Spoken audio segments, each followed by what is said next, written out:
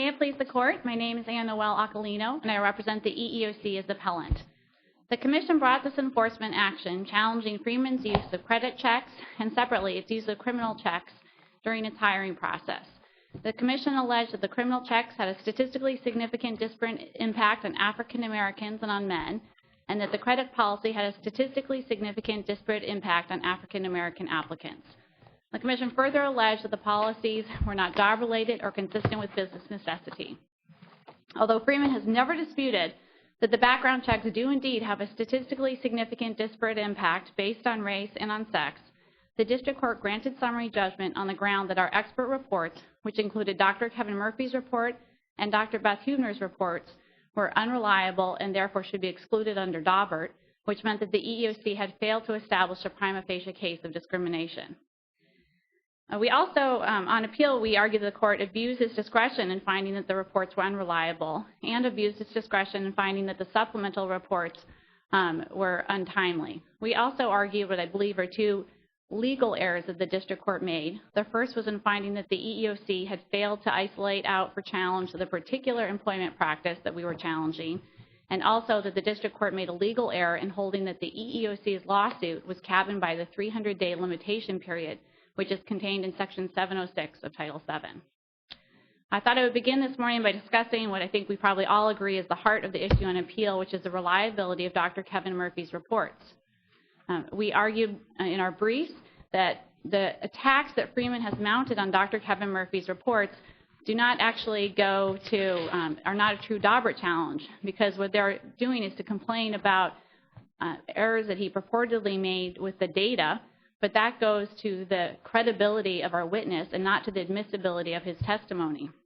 In Daubert, the Supreme Court said that reliability refers not to accuracy or to validity of results, but to evidentiary reliability, which in a case involving scientific evidence, it turns on scientific validity. So in other words, Daubert is about protecting juries from junk science. In this case, though, we're not talking about junk science. We're not talking about questions about Dr. Murphy's methodology, but we're talking about attacks on his data. We're not even talking about a jury. This was a bench trial. Right? Exactly, and we made the point in our brief, Your Honor, that we think that Daubert has even less applicability, not no applicability, but that it's implicated in a case where there's a bench trial. As the 11th Circuit said in the Brown case, when the trial court is the gatekeeper and he's keeping the gate only for himself, what animates the Daubert rule is even less at play. On the other hand, I mean, if Judge Titus thought so little of your evidence at this stage, I can't imagine that he would have thought very much of it later on. I think that's true, Your Honor, and unfortunately that may be an obstacle we face if the case were to be remanded. But I do believe that Judge Titus could perhaps come to a different conclusion if he sat as a fact finder and was able to hear the testimony from Dr. Murphy himself and to make the credibility determination at that point.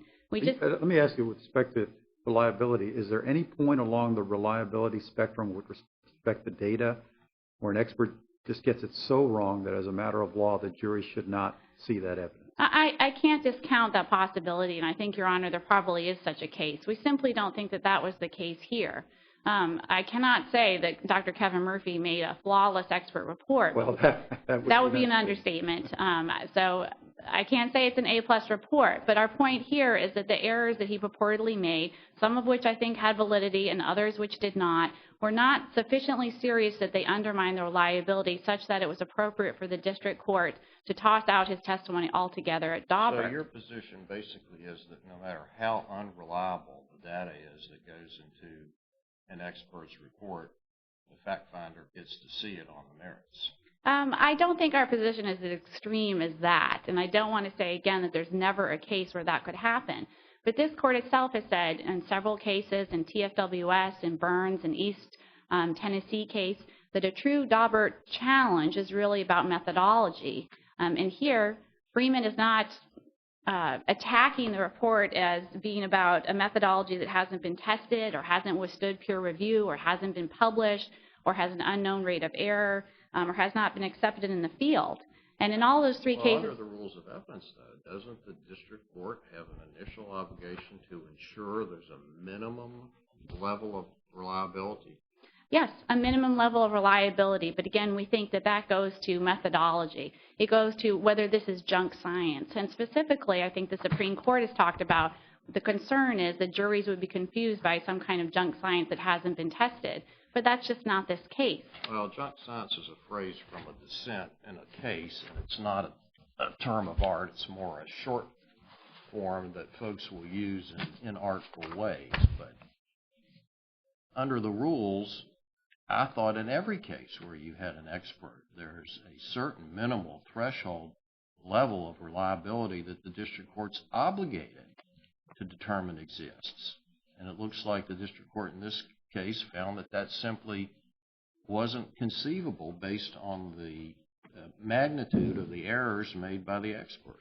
Well, respectfully, Your Honor, I think that the attacks that Freeman mounted were mistakes in data, and that it was inappropriate for the district court to use that to toss a case under Daubert. This court has dealt with other kinds of mistakes, accusations that an expert report has relied on unreliable data or has failed to review certain documents that would influence his report.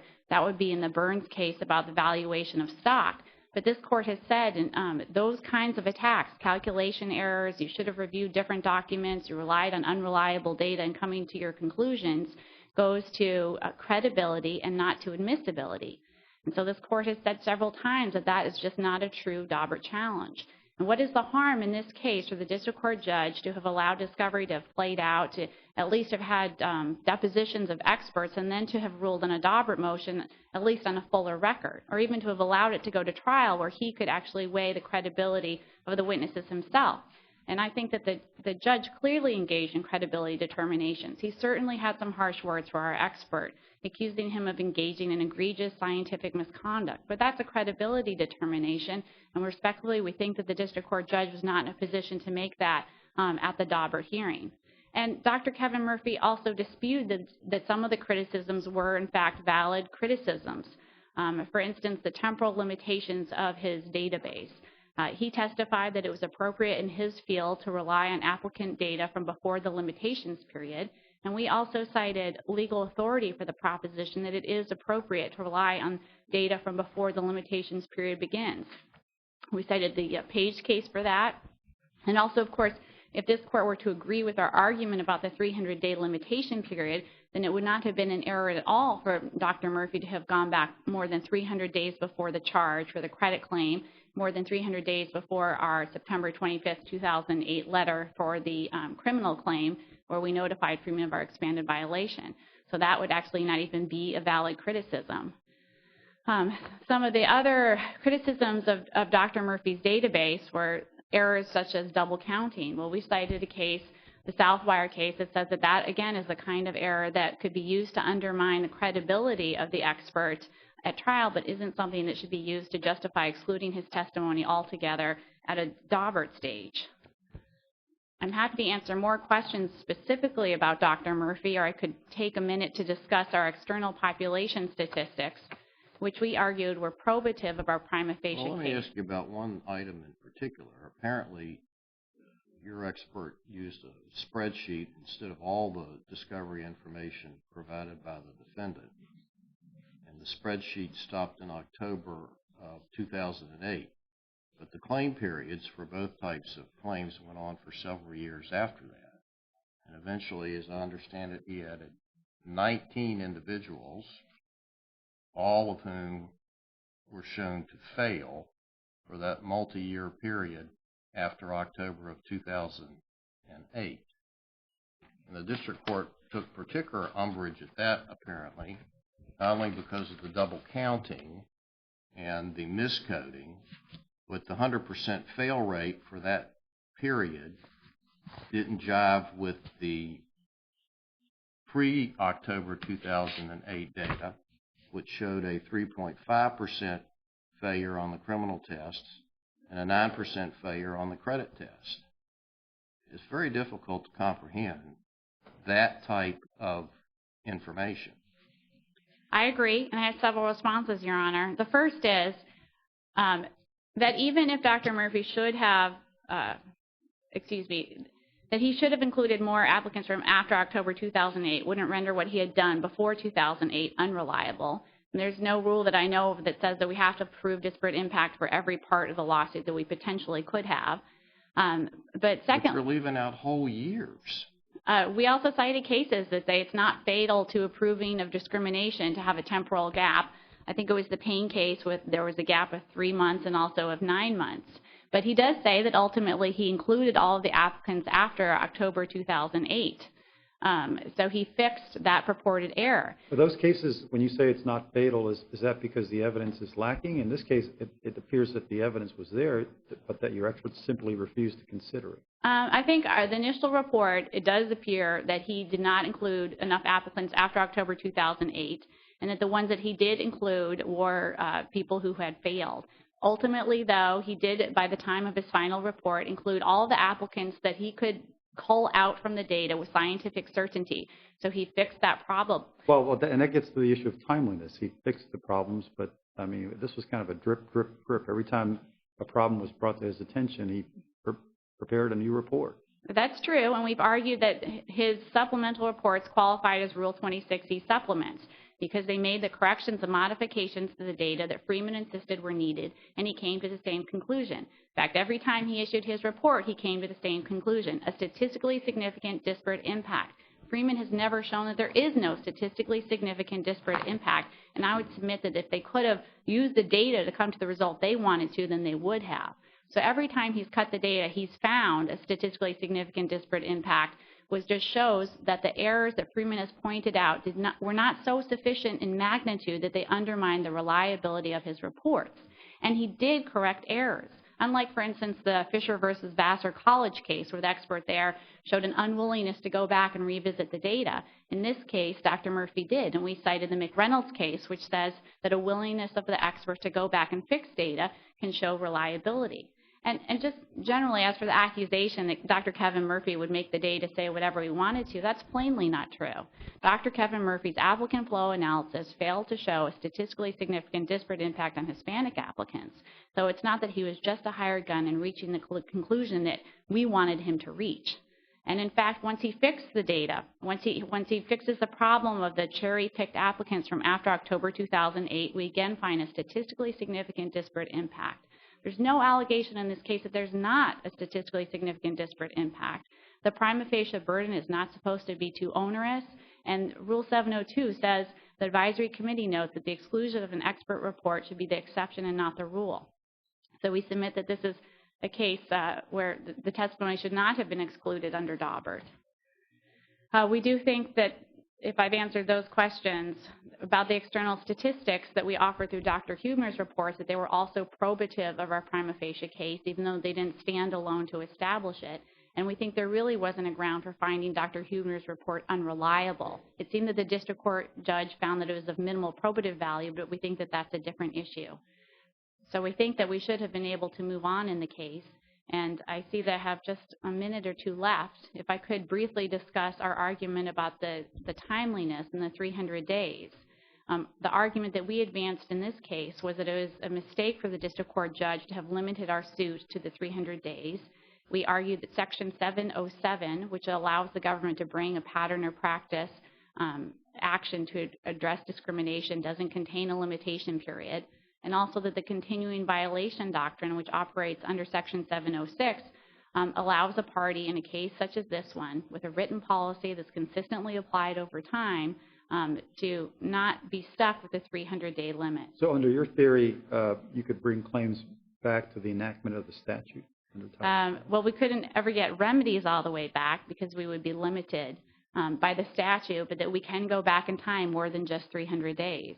And we talked about footnote 9 of the Morgan decision of the Supreme Court, where the court was talking about timeliness issues in general in the opinion, but it carved out in that footnote 9, specifically the court went out of its way to say we're not addressing the timeliness question with respect to private pattern or practice actions brought by private litigants. Well, what's the limitation on remedies that you see? We talked about in our brief the back pay limitation of Section 706G. And we said, well, it doesn't make much sense if Congress has a 2-year back pay window. But under Freeman's view, every action is limited to only 300 days before the charge. Then who is it who can take advantage of that 2-year back pay period? essentially an extra year plus that the statute allows to go back for back pay, but who is it that gets to take advantage of that if every single lawsuit is cabined by the 300 days? I see my time's up.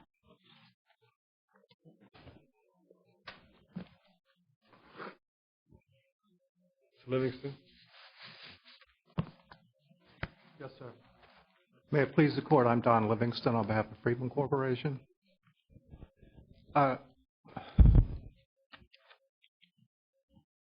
This is a summary judgment case, and it's not unlike most other summary judgment cases. Freeman looked at the evidence 3 years after the complaint was filed, made a motion for summary judgment, and said that the evidence that the EEOC has produced does not demonstrate the existence of a disparate impact adverse to anyone.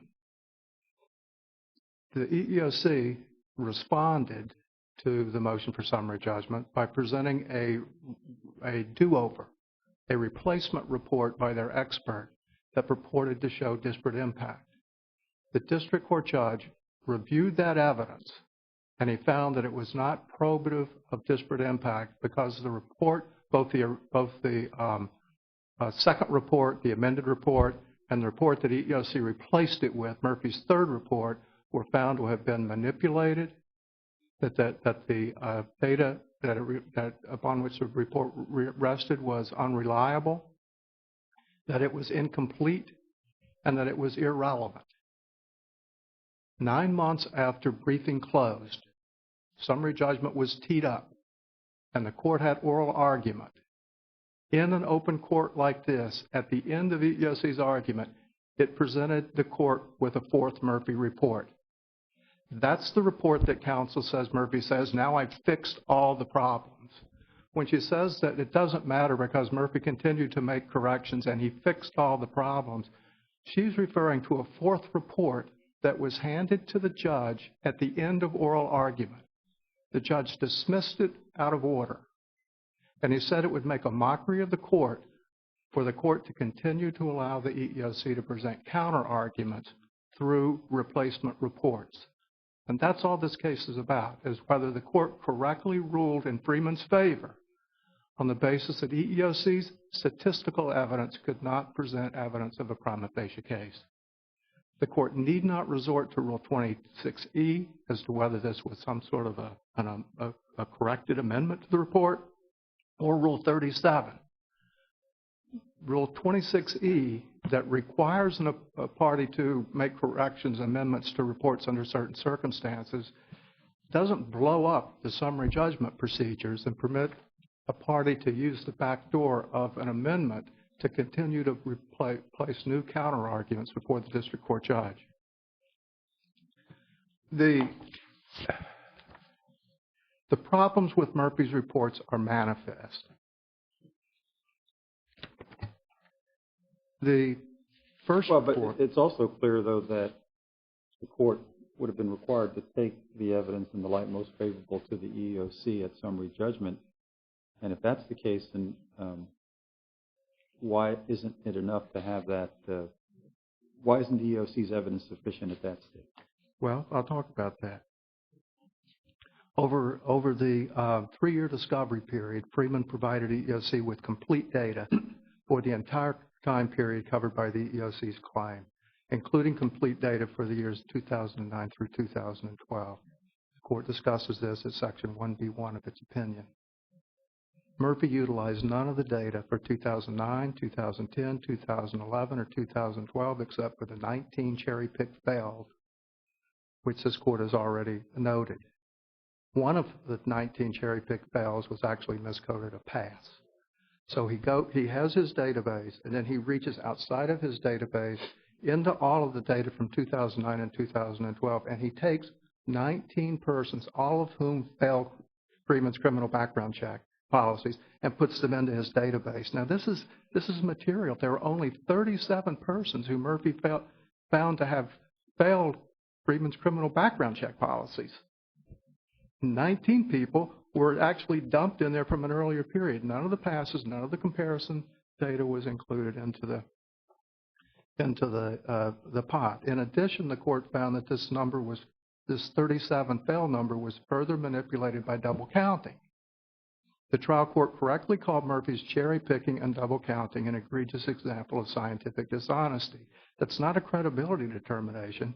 It's a manifest statement based upon problems that were undisputed about the database. In addition to the manipulation, Murphy's analysis was incomplete. It reported only a distorted fraction of the relevant time period. It excluded all the 2009 through 2012, and it used data on fewer than 1/2 of Freeman's locations. The analysis was irrelevant for many reasons, including that it used outcomes from 2 different credit check policies. Freeman had a credit check policy that it discontinued in July 2006, and it made the policy more lenient so that people during the relevant time period had less stringent policy than persons who applied outside of the period. Counsel, is it your position that the EEOC had to have an expert to make a prima facie case? No, I don't know that EEOC needed an expert or didn't need an expert. Okay, all right. So but EEOC's evidence was, pardon me, Your Honor. No, so they didn't have to have an expert. The data that Freeman provided is evidence in the case, right? The evidence that Freeman provided at that point, in terms of summary, it would be evidence. The evidence that Freeman provided is raw data that needed to be analyzed. All right, and did you analyze it?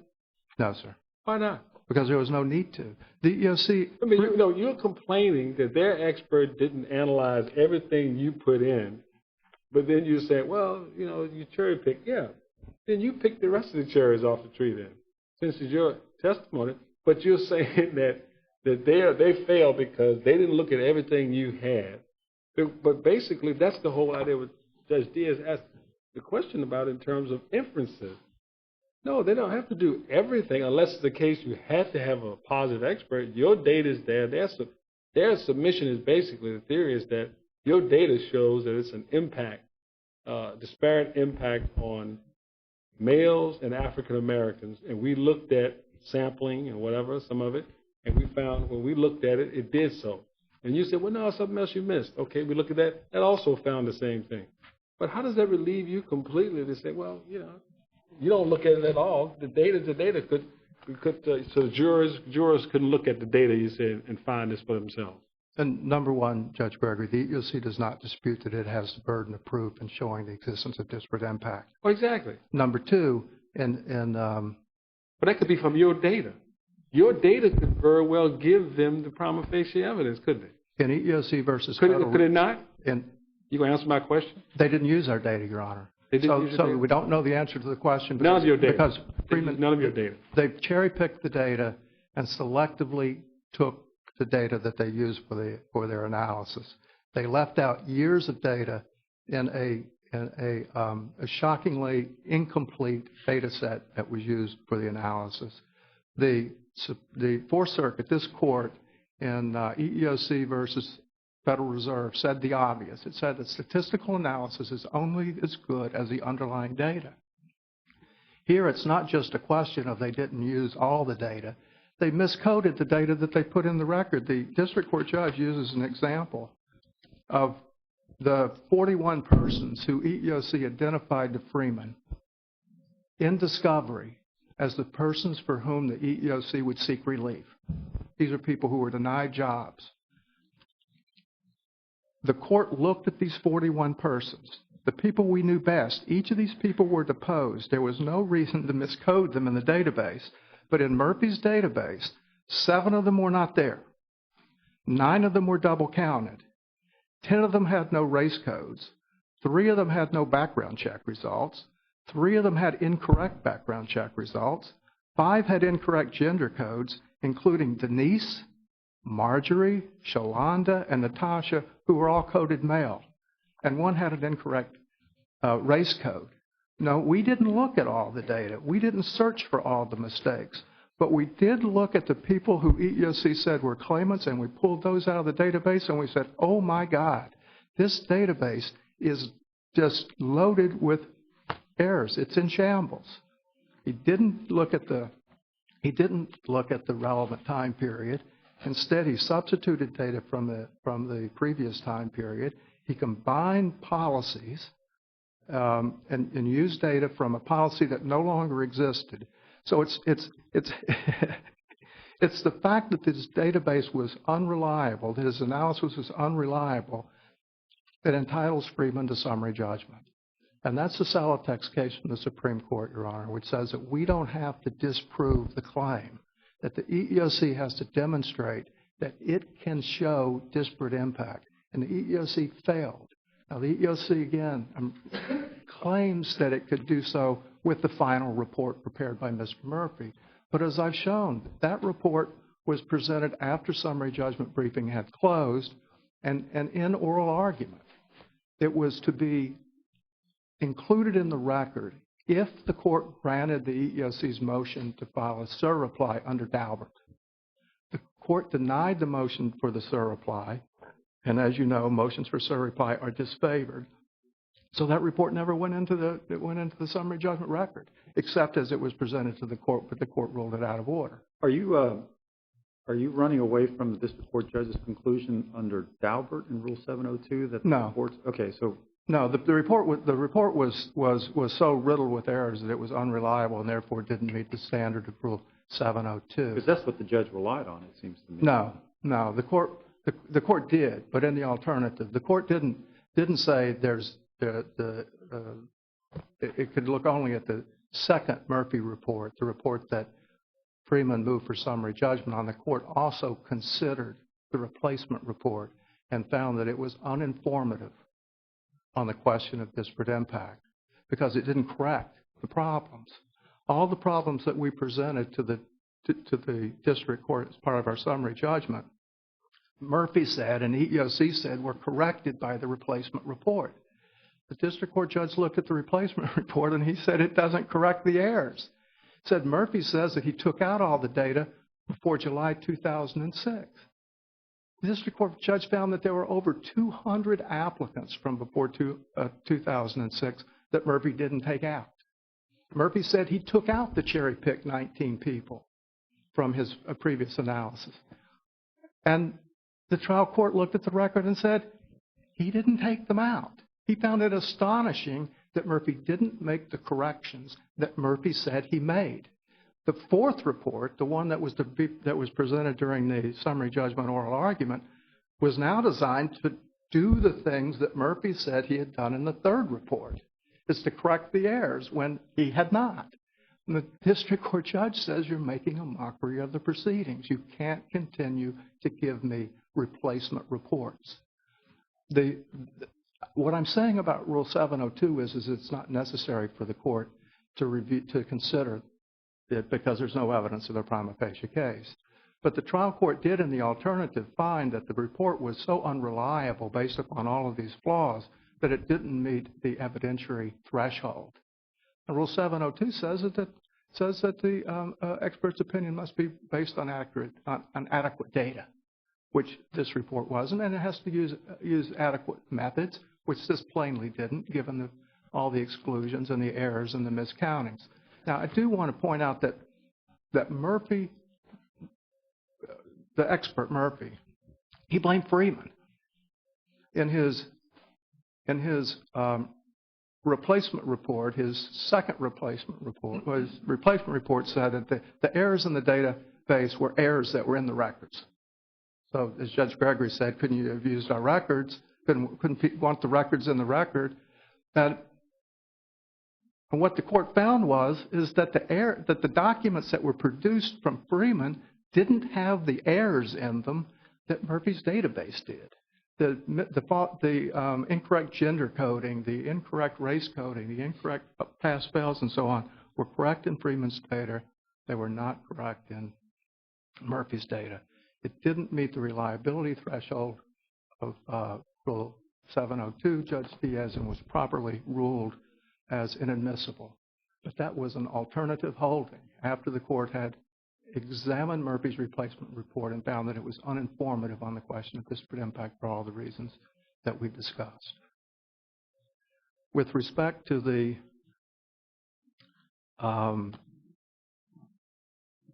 EEOC's position that it is not subject to a statute of limitations when it brings a lawsuit under Section 707, that's directly contradicted by Section 707E, which says that when EEOC investigates or, quote, acts on a pattern or practice charge of discrimination, it must follow the procedures of Section 706. In this case, it has a charge of discrimination filed by Katrina Vaughn. EEOC acted on that charge when it sued Freeman, and therefore the procedures of Section 706 that apply when EEOC sues ordinarily, when it's not bringing a pattern or practice case, are also applicable. The EEOC says, well, some of them might be applicable. For example, it said that there's a limitation on damages. That's in 706G. It would be applicable, but not the charge filing limitation in Section 706B. Well, why 706G damage limitation, but not the 706B charge filing limitation? The EEOC has no answer as to how 706G gets incorporated into pattern or practice cases through 707E, but not the charge filing period of 706B. And the answer is that everything gets incorporated. Congress drew a bright line when it said that 706 pattern or practice charges will be investigator acted on pursuant to the procedures in Section 706. That means everything. And if one attempts to gerrymander Section 706, it comes up with the result that EEOC has posited today, that the provisions that they think should be in are in, and those that they think should be out should be out. It's also nonsensical to think that an individual who was subject to discrimination in 1965 would be barred from asserting a claim that he was denied hire in 1965, but that EEOC can somehow resurrect that claim by bringing a lawsuit under 707 and calling it a pattern or practice of discrimination. But that would be the result if the EEOC were to prevail on its interpretation of the 706 procedures, 707 pattern or practice procedures. Let's say one other thing about this. 707 was originally written for the Justice Department. It gave the Justice Department the power to bring pattern or practice cases against state and local governments and against private employers.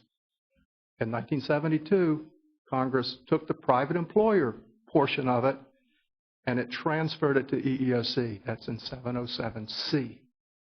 And 707C says that this transfer function will be in accordance with 707E. That's the incorporation provision of Section 706. So all of the EEOC's actions under 707 are subject to 706. But what about the Justice Department? It didn't put the Justice Department under Section 707E, plainly intending for there to be a different practice with respect to the Justice Department than the EEOC. EEOC must process, handle, and litigate Section 707 cases under the same rules that apply to the EEOC when it sues under Section 706. With respect to the EEOC's argument with respect to general population statistics, there are cases that look to general population statistics, including cases of this court. I'm thinking of a case involving the Nucor. But in that case, the employer had destroyed data. And the court was not going to penalize the plaintiff and say you can't prove disparate impact because you have no data when the defendant had destroyed the data. And it allowed the plaintiff to rely upon a proxy, a substitute for the more accurate data. And the court noted that the applicant flow data would be the accurate data, the proxy data not as good, but we'll let you use it because of the defendant's destruction of the evidence. In this case, we don't have that. All the records were preserved. All the records were produced. All the records were accurate. And EEOC and its expert didn't use them. Bottom line is the EEOC didn't do the work. In Ward's Cove, the court cautioned that when using general population statistics, they have to be carefully tailored to the jobs in question so that the persons who are in the general population are persons who would be expected to be applicants or employees of the employer for employer jobs. No tailoring was done here.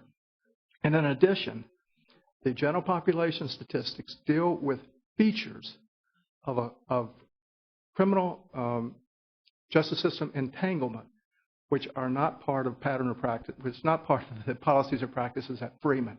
Freeman uses criminal convictions to determine whether or not to make hiring decisions. The general population statistics that were produced by the experts deal with other things, incarceration rates and arrests, for example. Thank you for your attention. I appreciate the opportunity to be here to argue before you today. Thank you.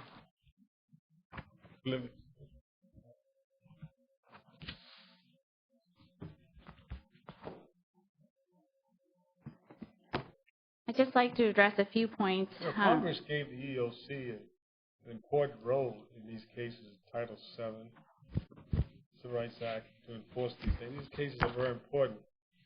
I understand, why does the EEOC present cases with expertise like this in cases so important like this? Why did you even appeal the case? I'm sorry, why did we appeal? Yeah, in the case, there's a lot of interest, a lot of very important issues in this case here, and you're coming here as district court just lambast your expert, and you know.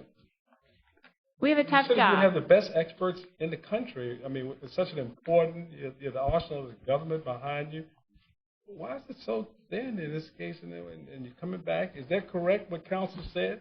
That on the day of the hearing, you come with yet a fourth supplement? All that's correct, isn't it? We had given the supplemental report to Freeman's counsel prior to the hearing. How much prior? I believe it was 3 weeks prior, and so we had served it on counsel. But you're asking good questions, and hopefully it seems like you agree that the EEOC has an important role in this country in enforcing civil rights. Absolutely. And you're troubled by the fact that our expert made mistakes. I am troubled. Not made mistakes, but just, I mean, it's as district court said, it's unbelievable. He made mistakes. I can tell you internally I asked about Dr. Kevin Murphy and was told his reputation had been very good before we selected him. So we are stuck with his expert reports. And the question is not necessarily whether he made errors. I can't tell you he didn't make errors. But the question is whether his errors were of such magnitude that they undermine the reliability of his reports such that it was appropriate to not even let our case go to trial. And we think that it was not. Why did we appeal? We have an abuse of discretion standard, and I know very well what an obstacle that is to winning this case on appeal. But this case brings up important issues. The district court, to be honest, seemed to really question the whole theory of disparate impact, seemed to question the validity of our challenges to the use of criminal background checks at all. And I find that very troubling. I hope that this court does too. Another reason that we appealed that we haven't talked about yet, but I think is of critical importance, is the district court's view that we had failed to even isolate the particular employment practice under challenge. And that is a ruling that will trouble the agency, not just in this case, but in all the cases that we hope to have yet to come where we make these kinds of challenges. One of the things that troubled the district court, though, on the criminal conviction data was that it was trifurcated. You had convictions, you had outstanding warrants at the time that were unresolved for the applicant, and then you also had a class of individuals who had lied. And apparently there was no even attempt to differentiate between those classes and lump them all together. And it's hard for me to comprehend how the agency could say, we're going to treat liars to the employer the same way that we treat convicted felons. The end result of that policy was whether you were a liar or whether you had a misdemeanor drug conviction or whether you had an assault, you were treated the same way. You were disqualified for hire. So our position... That's the point, isn't it? I mean, it's one thing if you're going to have conviction data, but here you have data that treats the liar to the employer just like the convicted felon. But it's all part of one particular employment action that we challenged. The Supreme Court has never suggested, and the statute does not say, that we have to identify which subfactor of a particular employment practice caused the statistic. We're not communicating here. Is it the agency's position to treat liars the same way as convicted felons? Because Freeman treats them the same way, yes.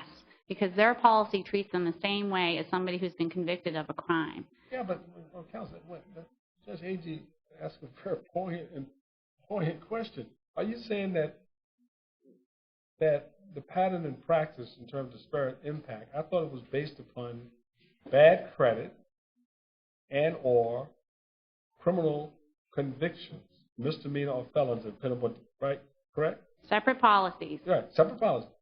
Well, how do you put liar into that mix and then report out liars and say, well, if they don't hire liars too, that goes in the same bin and report it out as an occurrence? Because that's all part of how the criminal background check policy works, and separately how the credit background check policy works. But tell me this, how are you picked up as a liar without being a criminal person convicted of, well, when you apply, I don't know how you determine somebody being a liar anyway, but okay, you weed out people, okay, felons, misdemeanors. Where's the weed out process for lying? How does that work? They run the background check and they say, hey, this guy told me about a misdemeanor but not the felony conviction, or didn't tell me about anything. So it's not, so it's lying about having a conviction. Yes, so it's all part of the same policy in the EEOC's view. Well, that makes sense. But why is that policy something that the EEOC is concerned about? It seems to me eminently reasonable that an employer might not want a liar on his or her staff. Well, I think it could have a statistically significant disparate impact when you're saying, I'm not going to hire you if you're dishonest on this application form about your background policy. So what you're doing, you may have a statistically significant disparate impact because who is it who's going to be lying about their criminal background check? People who have a criminal background check. So the use of the policy is causing the statistically significant disparate impact. If I don't have a criminal background check problem, I'm not going to lie about it on the form. So that's why we think it's all part of the same policy. You have no way of differentiating whether 100 applicants who may be convicted felons and who weren't hired, they didn't hire 10 of them because they said, yeah, I got a conviction, but it's so bad we're not hiring you, and 90 who lied about it. You don't know how the employer made that differentiation. Well, the employer treats them all the same. Freeman treats them the same. They're not hired. Right. A liar also would have been in the category of a person with a conviction as well. If they lied, yeah, exactly. So if you have no conviction, you're not going to lie about it. I'm not going to write down I have a conviction and you find out, gee, I don't. Right. Exactly. That's like when they hire somebody about lying about having one and didn't have one. Everybody who lied had one. Yes. Right. That's the point. Yeah, absolutely. And plus, in the evidence in the record, they're saying that it was meant to be sort of a chilling effect. Absolutely, Your Honor. That was their that. intent, was to discourage applicants with negative information from applying, which I think is the reason why our external statistics are probative. Right. And I think that's what disturbed about this case, that even though, notwithstanding some clear error or some problems with the expert, there's nothing in here to dispute the fact that this has a disparate impact on blacks and males. Yes, they never disputed that. Absolutely. It's undisputed. In this case, whether it's use your discretion, whether or not, it's like whether you have a declaration at the last minute that a man or woman is innocent, you say, well, I'm sorry, we're already fired up the electric chair, it's too late. But these things are like capital punishment for people who can't get jobs, who can't have an opportunity of the American dream, notwithstanding that they've had problems. I understand. Was Judge Titus correct when he said that, in fact, you're challenging a practice or policy that your very agency engages in? Was he right? We have to follow the rules from OPM, Office of Personnel Management, so we do have to run background checks. The problem with that argument, and we've gotten that attack in the Kaplan case as well, is that there is no showing that we've used those checks, which we must run to actually screen out anybody from a job. So maybe you run the checks, but if there's no statistically significant disparate impact, there's no violation. What's the point of running the check then? We have to run the check. OPM tells us what to do. But beyond that, Your Honor, the fact that, maybe the EEOC is occasionally discriminating against somebody in promotion, that doesn't exonerate private employers. No, I get that. It just seems a bit ironic. I agree. It's kind of like federal judges. We decide these cases, but Title VII doesn't apply to us either in terms of hiring our clerks. Yeah. Thank you, Your Honors. Thank you. All right. We'll ask the clerk to adjourn the court for the day, and they will come down and greet counsel.